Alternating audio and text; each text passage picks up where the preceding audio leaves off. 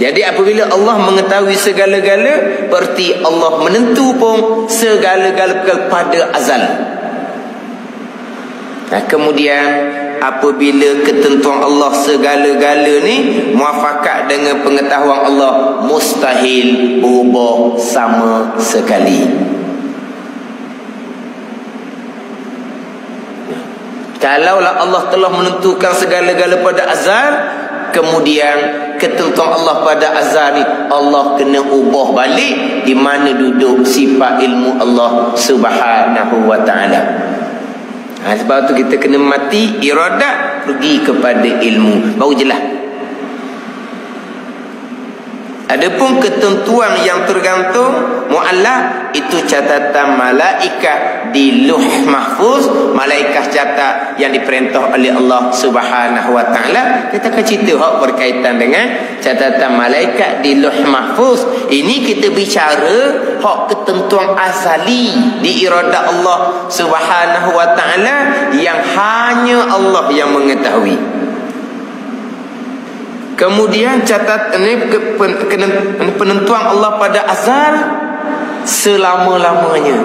Catatan malaikat di Lauh Mahfuz hanya sampai qiyamah sahaja. Di ketentuan azali, Allah telah menentukan pada azal Allah akan jadikan Lauh Mahfuz. Allah Ta'ala telah menentukan pada azal Allah akan jadikan malaikat, Allah akan jadikan qalam. Ini ketentuan Allah pada azal. Tetapi Allah menjadikan Lauh Mahfuz, Allah menjadikan malaikat, Allah menjadikan qalam. Tidak ada catatan tu di Lauh Mahfuz. Ini kena beza antara ketentuan azali di iradat ilmu Allah yang putus dah segala-galanya, yang mubram dia panggil. Muallaq tergantung, mubram putus. Jadi di ilmu Allah azali mubram belaka dah. Kalau tidak mubram hak di azali tu, rosak sifat ilmu Allah Subhanahu wa taala. Sebab tu kita kena mati di iradat dan di ilmu, baru kemah. Kalau tak mati sini dia jadi wahara ni. Pergi kepada ini cerita bab ketentuan yang muallaq, dinaik khabar sapanu di azali di ilmu Tuhan. Ini tidak mengenal Allah Subhanahu wa taala. Dia ingat ilmu Allah ni macam ilmu makhluk, barangkali sekali gitu sekali gini, jelas tak jelas. Ni tidak makrifatullah, tidak mengenal Allah yang bersifat dengan sifat kesempurnaan. Kudrat Allah kudrat yang sempurna, iradat Allah iradat yang sempurna, ilmu Allah ilmu yang sempurna. Ini makrifatullah, mengenal Allah Subhanahu wa taala. Lepas tu dalam kitab-kitab kecil-kecil, bukan kitab kecil lah, kitab yang pertengahan ni termasuk dalam Al-Misbahul Munir, tidak membicarakan berkaitan dengan ketentuan yang tergantung di Lauh Mahfuz. Perbicaraan hanya berkaitan dengan azali sahaja. Sebab berkaitan dengan ketentuan yang muallaq yang tergantung di Lauh Mahfuz pun ada perbezaan di kalangan ulama. Contoh kita masyhurnya hubung silaturrahim, dipanjangkan umur, dimurahkan rezeki. Situ khilaf ulama pula. Panjang umur ditambah umur ke ditambah keberkatan? Ditambahkan rezeki ke ditambah keberkatan rezeki? Itu khilaf ulama pula.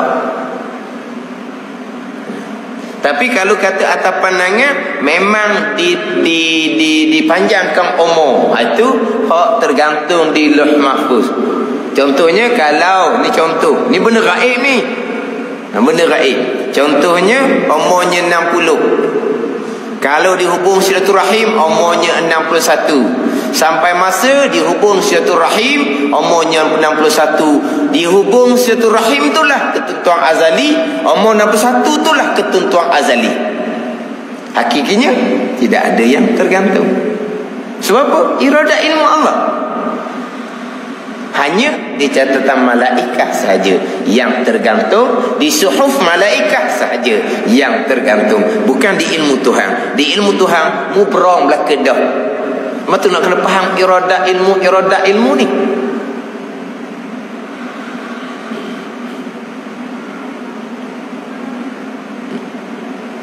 Atau faham sini timbul saya biasa sebut sebab ini ada dalam rakaman. Allah nak ubah, Allah ubah lah. Allah kuasa kan. Ini rosak. Allah nak ubah dia ubah dah, dia kuasa. Berubah ketentuan Allah, perkara harus ke perkara mustahil. Perkara mustahil sebab rosak sifat ilmu Allah.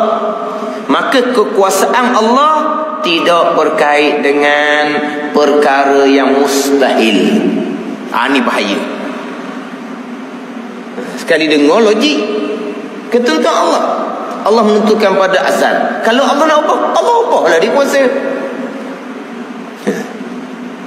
Ya sungguh Allah kuasa. Nak ubah nak. Ketentuan Allah berubah. Perkara harus ke perkara mustahil. Perkara mustahil. Kalau kita faham sifat ilmu Allah Subhanahu wa ta'ala. Kalau kata perkara harus berubah ketentuan ni, tu kena ngaji semula tu daripada awal. Berubah ketentuan perkara mustahil. Sebab apa? Di mana duduk sifat ilmu Allah Subhanahu wa ta'ala.